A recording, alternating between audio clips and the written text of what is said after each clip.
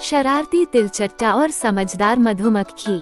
सनीवल के हरे भरे बगीचे में, जहाँ फूल झूमते और हवा में जीवन का संगीत गूंजता था, वहाँ एक शरारती तिलचट्टा रहता था जिसका नाम रॉकी था। रॉकी को शरारतें करना बेहद पसंद था और सबसे ज्यादा मजा उसे मेहनती और दयालु मधुमक्खी बेला को परेशान करने में आता था। एक दिन की बात है, जब सूरज अपनी पूरी चमक के साथ आसमान में था, बेला पीले पीले गेंदे के फूलों से मधु एकत्र कर रही थी। वो खुशी खुशी गुनगुना रही थी।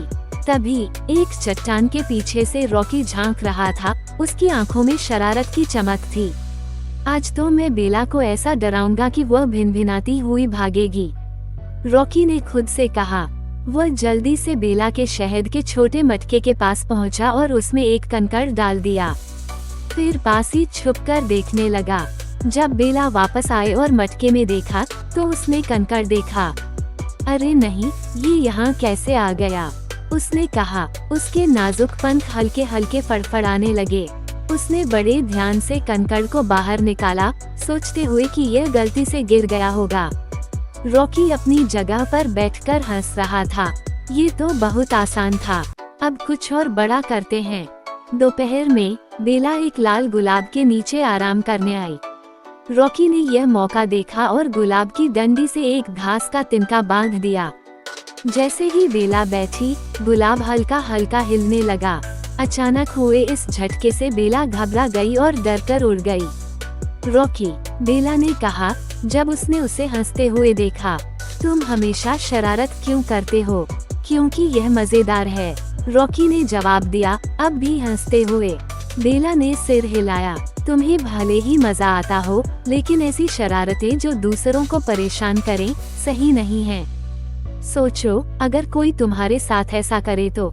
रॉकी ने कहा, मुझे कोई फर्क नहीं पड़ेगा, मैं सब सह सकता हूँ। शाम को बेला और उसकी मधुमक्खी दोस्तों ने रॉकी को एक सबक सिखाने की योजना बनाई। उन्होंने शहद और ब्रेड के छोटे टुकड़ों की एक पगडंडी बनाई जो एक छोटे से गड्ढे तक जाती थी। रॉकी, हमेशा की तरह जिज्ञासु, उस पगडंडी के पीछे चल पड़ा।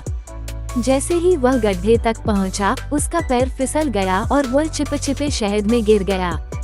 वो खुद को छुड़ाने की कोशिश कर ही रहा था कि उसने बेला की आवाज सुनी। देखो रॉकी, कभी कभी चालाकी से ज्यादा दयालु होना जरूरी होता है।